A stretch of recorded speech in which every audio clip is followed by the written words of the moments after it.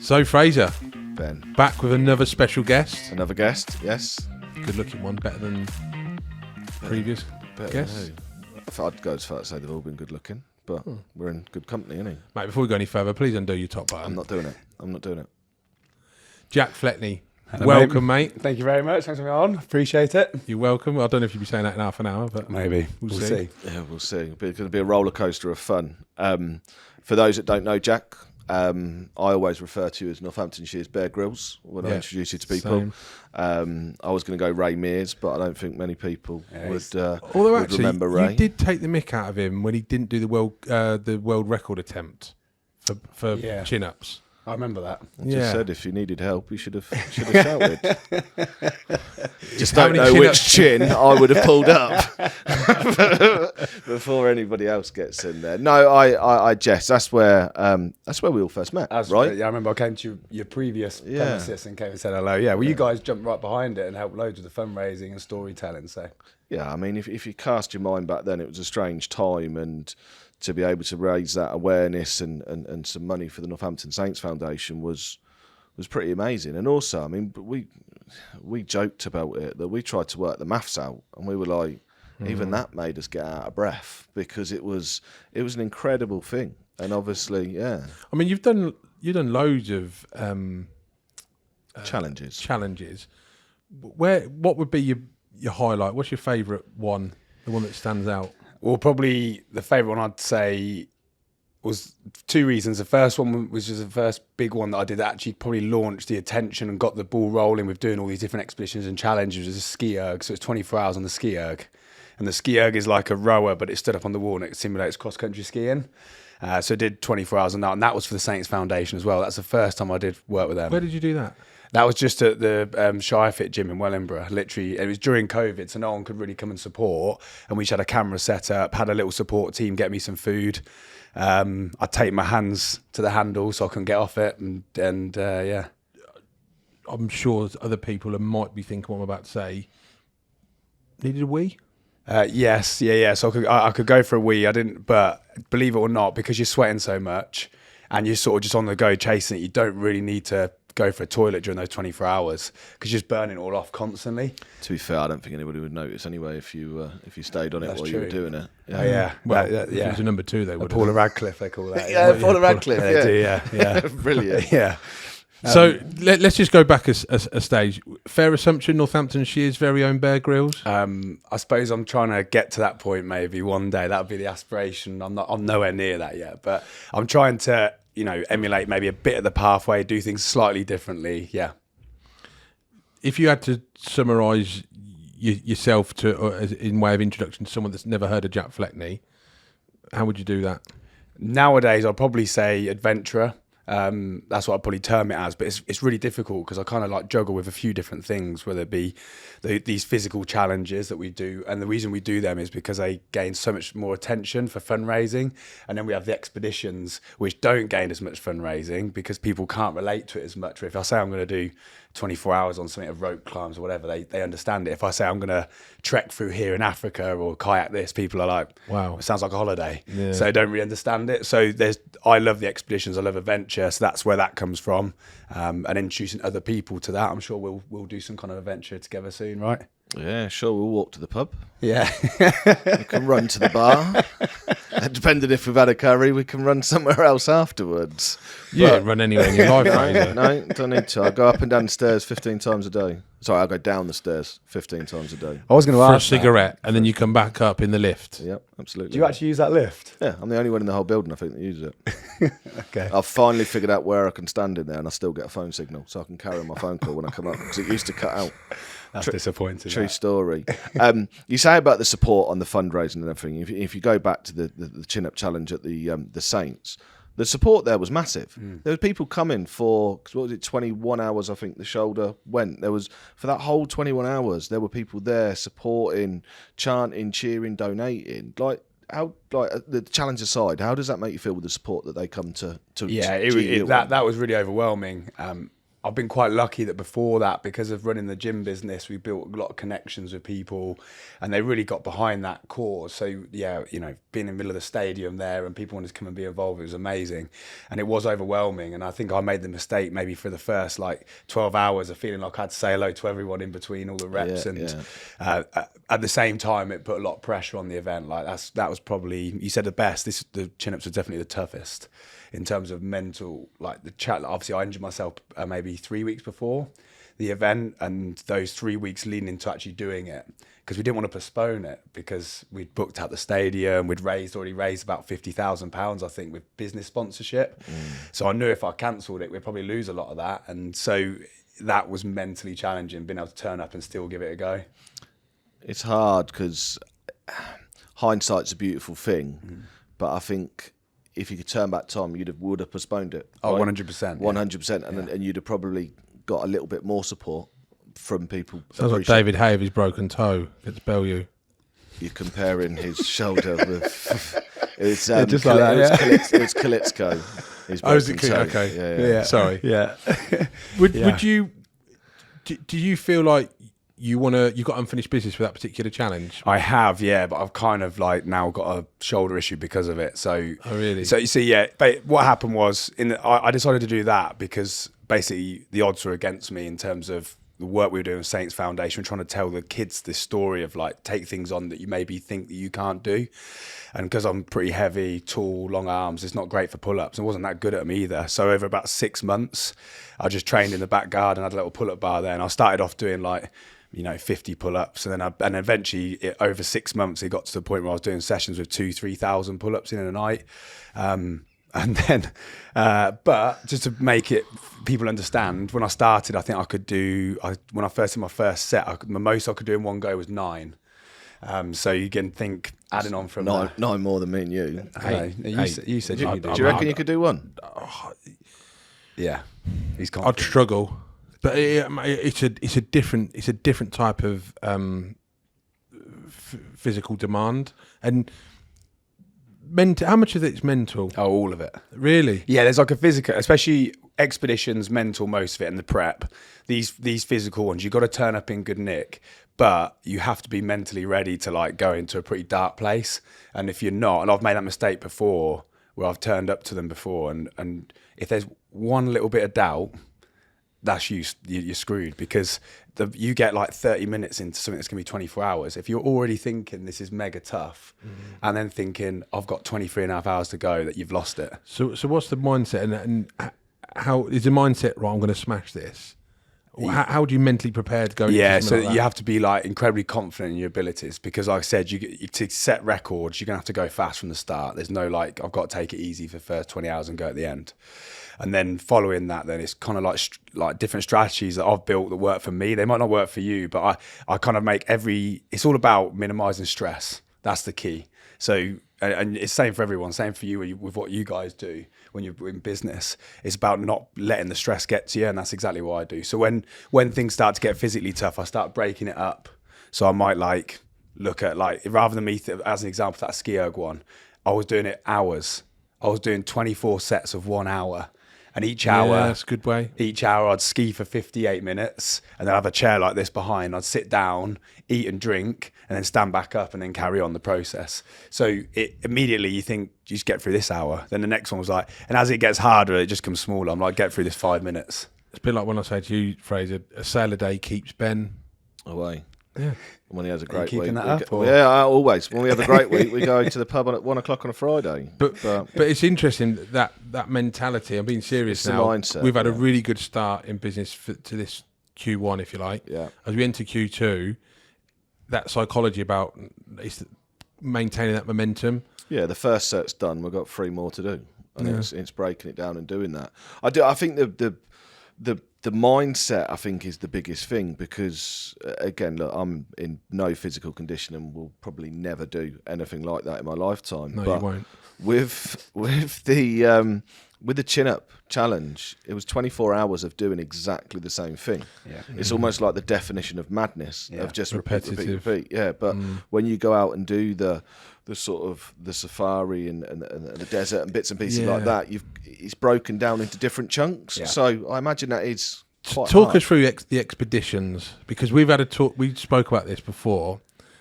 You don't know this yet, but I actually think that there could be something in this for us. Whether that's me and you or some of the wider team, I'm not sure yet. I'm busy that day. No. This is a week possibly. Go on, Jack. Talk us through the expeditions. So is in how I got into it, or what we're delivering now? How you got into it, and then Okay. and then what you're delivering now. Well, my first ever like outdoor thing was where I was working down at Urchester Country Park, at the high-wise jungle park down there. Yeah. So I helped sort of like do some building on it, and then they said, "Do you want to work there?" I was only like 15, I think, and then they said, "Oh, we're going to do the 3 peaks. Do you want to do it?" And I had this is the UK 3 peaks. You climb the highest in Scotland, then England, then Wales. I'd never done anything like that before, and I just turned up with like flip flops and shorts on, just thinking it's I couldn't walk. And anyway, got to the top of Ben Nevis, and I remember it was so cold. I had to go into like this little safety shelter to try and warm up before I come back down.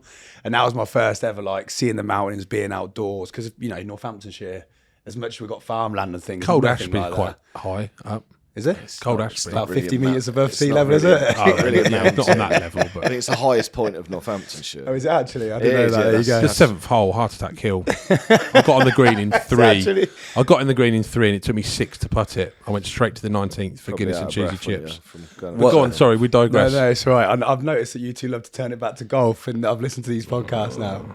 Yeah. Funny story about that, but we'll talk about that later. Okay, yeah. So then after that, I joined the military. So I joined the Royal Marines, and I've obviously What age were you then? I was 17, 18 when I joined and went through training. So, and that was a funny experience because I hadn't even hit puberty yet, and I turned up to think I was going to go through like 9 months of the longest military training in the world, and yeah, that was incredible. Still talking for me. like that? I was. Yes, sir. Well, I was. I'll show you a picture afterwards. It's not relevant now, but I'll show you a picture of me after, and you'll literally laugh because it's me 3 weeks into training. I look about 12, and I couldn't. And I grew no like facial hair at all, but they still made me shave. So I still had to every morning get up with everyone and shave with them, even though I didn't need to. So yeah, I went through training. Everything there was outdoors. So I specialised in kind of like navigation and like leading in the mountains and outdoor work there. So started doing that, and that kind of like got a spark going. That's where these expeditions started. So I started off. Just go back. Any family that have been in the Marines, or did you get any sort of? No, my stepdad was in the he was in the military. So he was in the Navy. So he was a helicopter engineer in the Navy. So I think interest sparked from there. But actually, for me, a lot of it was from reading Andy McNabb books. Believe it or not, Really? yeah. So I was playing rugby at the time, and I kind of knew like I wasn't quite good enough. I was playing at a really good team, but yeah, I knew that. What was your rugby team? It was London Wasps. So I was obviously played up here for Resident High and Rugby Club, and then What position were you? I was a 9 scrum half. Scrum half. Yeah. Oh, I told you, I didn't go through puberty till I was 17, mate, so I was little. Your ball's dropping and your vocal cords changing. Look at the size of you. Scrum half. Imagine being. So I kind of knew because I was on like I think it was like a 1.5 or 2 year contract down there from about 15 years old, and I knew that I wasn't quite good enough because you get that feeling when you're in those situations, and I was too small at the time, and they said. And I did put a lot of weight on whilst I was there, but I knew it wasn't going to work. So they literally the afternoon, they called me into the office to discuss contracts and things. And they just said, look, you're just not quite good enough. I had some other opportunities to go and play at other teams, but I kind of was really set. So that afternoon, I remember I went to Trafalgar Square to the military office there. And I actually originally was going to join the parachute regiment, the army. And I went and got the paperwork. And then on the walk back from there, I walked past the Navy Careers office and had this huge big green poster on the wall, on the window, and it just had the emblem. It just said Royal Marines Commando, 99.9% need not apply. And it was basically, and that hooked me. And Love that. Apparently that advertising campaign went terribly for them, but for me that worked. I went in and got the paperwork and was like, I'm in. Yeah. But when you look at a sort of like a setup from the age of 17 going forward, take nothing away, and my knowledge may be limited, but the Marines Commando training course or to even get in, second to the SAS, is the hardest in the military to get into. Yeah, so it's the longest basic training in the world. Yeah, so and that's kind of the other grab for me. It was like there's 9 months, 32 weeks of training, and you just turn up and and it's progressive. It gets harder and harder and harder. Yeah. What was your mindset if you can go back that far? I'm going to do this, and you broke it down, or did as your mindset and the mental element progressed and matured with you? I think I was so young then. I look at it now and think if I went through training now, if I say signed up and went in tomorrow, it'd be a different game. Like I'd probably find it much more comfortable. I spent those 9 months just like nervous and scared the whole time of like being kicked off the course or not doing something correctly. So I think I'd definitely, although I enjoyed it, I think that fear that I had constantly made it not as an enjoyable experience as it could have been. But yeah, week to week, because it's a conversation thing. If we were doing it together, we'd get through week 1 and be like, yes, we got through week. And I know you lads would get through it easy, but I love the element of the mind. I think is such a powerful and underrated part of the body. Yeah. And it doesn't matter if you're in elite level sport, an adventurist, or in business. It is, and I think it's so important. But having that to deal with, and then having just as a difficult physical challenge. I've got so much respect for people that do that, and that's why I've got respect for elite level athletes, even some of these serial entrepreneurs that are then running the marathon in a few weeks' time. The training that they've had to go into that, whilst also running their own business, and then you look at it in the elite level sport, rugby players, what they put themselves through, boxers as well. They're doing it's the mind, but it's also physically as well. And yeah, I'm in awe of people that can achieve that on all levels. Pretty much. You go back, you joked about not hitting puberty while you're going through the Marines Commando 9 months course. You're not only going through mental challenges that you've probably never gone through in your life, you're going through physical challenges that you've never gone through in your life. And then you've got your body playing tricks with you and growing into the man that you are today. That's a huge, at 17, to overcome. But when we talk about the mental strength, all of that, does a part of you cast your mind back to that training then, whilst you're in the middle of the challenges that you do now? Yeah, all that stuff's based on like experience building. You both know that in terms of everything you've learned is probably either making a mistake or being in a situation. And the same for me. I made mistakes going through training. I made mistakes with these different events and expeditions, and every single one I do, I learn something and I get a little bit better at dealing with it. Dealing with that stress, that's what it's all about. That's where that mentality comes from, is how much stress can we deal with. Going through that training, I had just one thing in my head, and that was put the green beret on.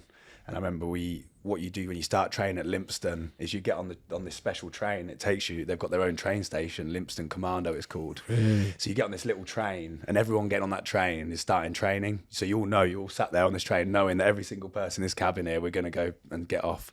So you all sat there, and it was just dead silent. And we jumped, and as we approached, the doors open, and I remember there was this corporal there to meet us with his like drill stick and his green beret on, shouted at us to get off. And I remember being so nervous and jumping off. But I remember seeing his beret and thinking, that was suddenly my motivation tool. That's the vision board that we talk about, visualizing what your goals are for 2 years, a year, and then breaking it down. And that was your vision, that green beret. It's the end goal. It's the end goal. You go into something and you set, this is what I am going into it. This is what I want to come out of it. And the green beret was exactly yours. that, yeah. And actually, it's a really nice way of finishing training, because you have to do these commando tests at the end, and the last one is a 30 miler, and it's 30 miles with like a backpack, webbing, and carrying your rifle. And you do it across Dartmoor, so it's like you run all the downhills and the flats, and you speed walk all the uphills, and it's just up and down over these How long hills. For? I think I can't remember the exact time, but I think it's like 6 or 7 hours that you're going for along it. But when you go to the end, you go over this famous little bridge, and at the end there's someone that literally puts the beret on your head. Oh, and that's really? the end. So it's a really nice way to. Did you know that was happening before? Yeah, oh, you it's do. a famous thing in the Marines that you know of. But actually on that train, we jumped off and saw this corporal, and 2 lads that sat opposite me obviously changed their mind last minute and stayed on the train. So the doors closed and they were gone. I just went straight back to where they they obviously decided it weren't for them. Yeah. Before we talk about expeditions, I want you to. You've recently just got out of a boat. Yeah. Tell us about that. Okay, yeah. So that was Atlantic row. So that's in a relatively small, about 20-foot rowing boat, leaving from the Canary Islands, just off the coast of Africa, and then going across the Atlantic over to the Caribbean. So it's about, we ended up doing, I think, about 3,200 miles it took us, just because we had to detour slightly because of some bad weather. But yeah, how it started literally was a message, and it was actually just after that pull-up event. I'd finished, and I I felt really crap afterwards. I felt pretty down, and I kind of felt like I'd let quite a lot of people down as well as myself, because I'd put so much effort and time and training into it.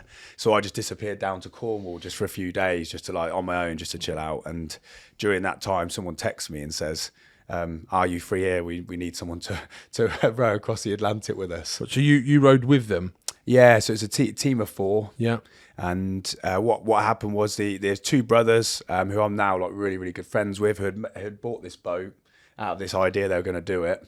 And then the 2 people they originally asked to join them pulled out, because logistically it's a big thing to go and do. So, and they had no experience of doing this kind of thing before. So they knew someone that knew me, and they just reached out and contacted and said, would you be interested in like skippering the team and doing it? So I'd never done anything at sea before, but some of the skills kind of relate across. And I'm quite a big believer in, actually, if something comes your way like that you can learn the skills to apply them and be confident yourself.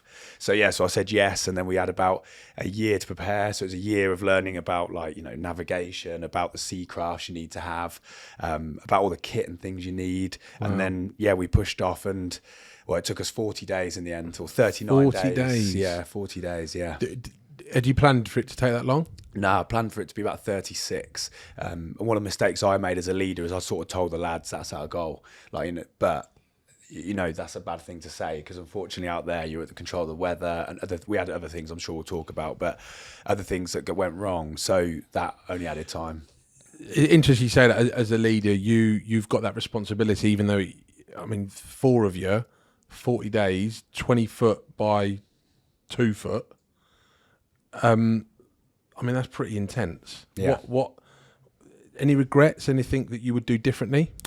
No, I think maybe just managing expectations before. So really, really laying down, having super honest conversations of what we all expect of each other. So if we were doing it now in next week, knowing that, you know, we all expect to put X amount of effort in, we all expect that you're going to do these jobs no matter how bad you're feeling, and we're going to chip in for each other, and we all have the right attitude and things. So probably laying down those things. And actually, no other than that, I was quite lucky, like with a team, like really, really good lads, and you know, and comes back to those roles and responsibilities. Everyone knows exactly the rules of the game. Yeah, playing in the right position. We've said it time and time again. The mindset, I'm fascinated by this. The fact of you've rowed 3,200 miles across the Atlantic, and if I get this quote wrong, I've never done anything at sea, but I jumped at the opportunity. Like that. Honestly, like, Charlie Bronson stuff. I'm in awe of that, because you look at people. Is that a pun? Oh yeah. You didn't even mean that. No, I did didn't. She didn't. But you've got people out there that I wish I could claim that. You've got people out there that are in sales, scared to pick up the phone. I'm just going to send an email. I'm not going to call them. I don't want to be rejected. You like one of my sayings last time. Another one that I like. Ask for the order. Make rejection your best friend. So if you fail, you're used to it. You're not going to get upset by it. Whereas if you ask the question enough, you're not being put off by what people are going to say back to you. Yeah, you don't win and lose. You win and learn. Jumping in and doing that. Massive respect to you. I've got to ask this, because I'm sure there'll be a couple of people watching this that are going to want to know. It's going to be brilliant. What? Yeah. No, it's going to be a toilet question. Of that. It is, yeah. So you 4 of you in this boat, and I can't even visualise 20-foot waves and all that. I mean, I would be bricking it. Are you all paddling at the same time, or is it like 2 on 2 off? What happens there? Yeah, so there's 3 rowing positions. So there's 3 seats that you could sit on. They're really close together, so you have to stay in time. If you're not, you'll hit into each other and stuff. But the tactics, apart from sometimes, which we'll talk about in a minute, was that you would have 2 hours on. So me and you would row for 2 hours, and then Fraser and your teammate, you would row for 2 hours, and we just swapped like that constantly. There were times where we had to 3 up because either the wind wasn't strong enough, or I said, we've got this weather system coming, like this low pressure, like you see on when you're watching the weather news, coming in. We need to head this way to try and dodge it. So we need to go faster, basically. A silly question, but someone's going to think it. How do you know you're going straight? A compass.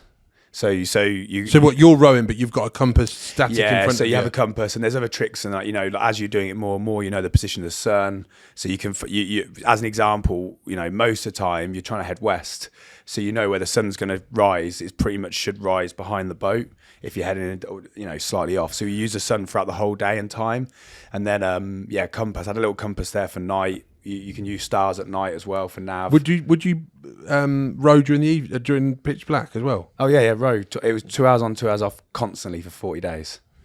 Oh my gosh. Yeah. So and yeah. Did you not know that?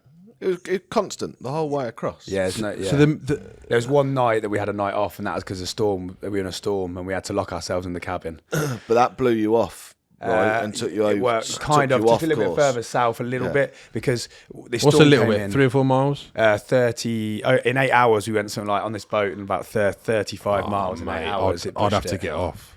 I mean, but can you imagine that? Wake up. Where are we? 35 miles back. We're in Stevenage. That's We not should a be in place you want to Mears finish Ashby. that. It's not a place you want to wake up. And yeah, I've got a toilet. Like, is there a toilet in the cabin? Yeah, no, you had a bucket. So the cabins are too small. Like, especially us three, like you kind of like bunched up. So in my cabin we had like the GPS in there, so I could see location and all the radio stuff. And other than that, there's not much room because you've got loads of everything stored for 55 days. We planned for food. And It's a lot of toilet roll. That's a lot of, well, we actually use baby wipes. Yeah, so there's a lot of baby wipes, like those ones that like just dissolve in salt water, so you could just throw them in. But yeah, you had a bucket. And then just chuck it over. Yeah, so you had a bucket. Sustainability. Yeah, David there you go. Attenborough will love that. Yeah, he would. Yeah. So you yeah, it's food for the fish, isn't it? So you go, you bring out, you put some salt water in the bucket, go for a toilet, throw it over again. But again, that's, to me and you, that's completely strange and alien. But I'll tell you, It was for us though. It was I'll tell you for something us. though, right? From a, and we're going to have to move on because for different reasons. But if you were to do that in a corporate environment, whether you're bringing people Bringing together, some salt water into the office. no, What, buckets? no, like say you put 3 people on a boat with him for that 40 days. HR nightmare. Well, you're either going to hurt each other or you're going to create this amazing bond that's going to benefit you. And that brings us on to the expeditions.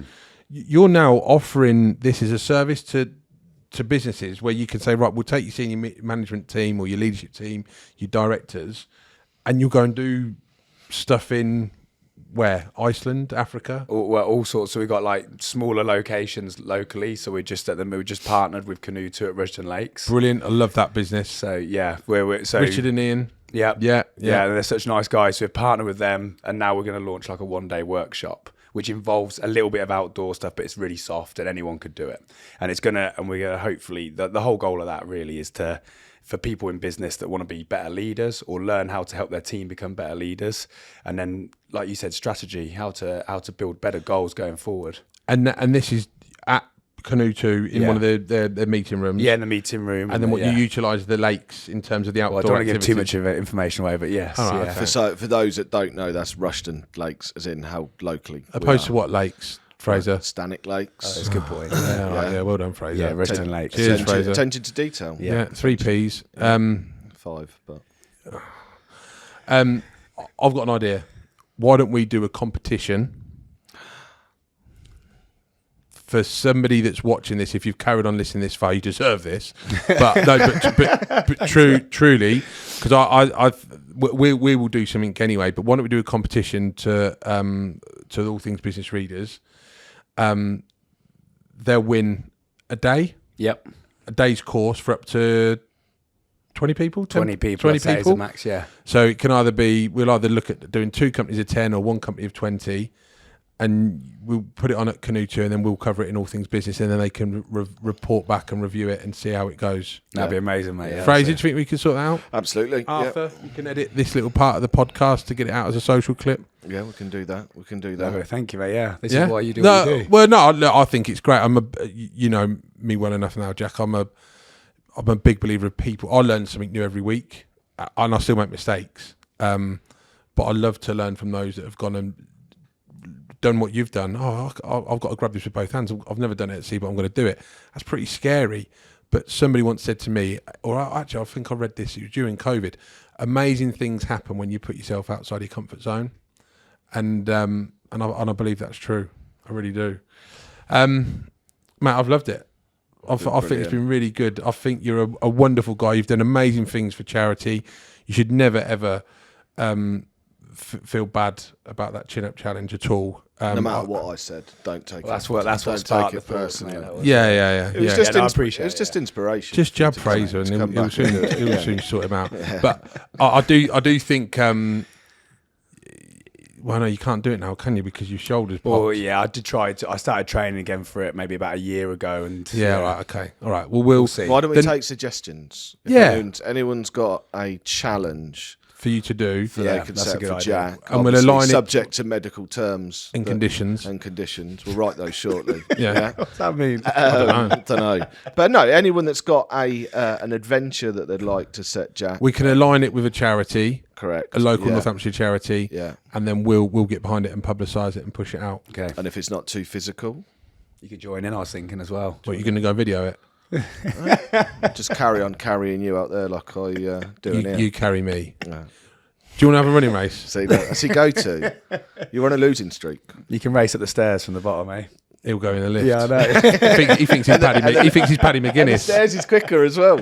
Right, Jack. Thanks, mate. Thanks, mate. Really Cheers. good. Appreciate really good. that. Well done, Top mate. man, bud. And same time next week, Fraser. Same time. Yep, we'll put it in our diaries and go again. But Oh, yeah, mate. thanks for everybody for listening and the kind messages that people keep sending through. They do mean a lot. They do. Thank you.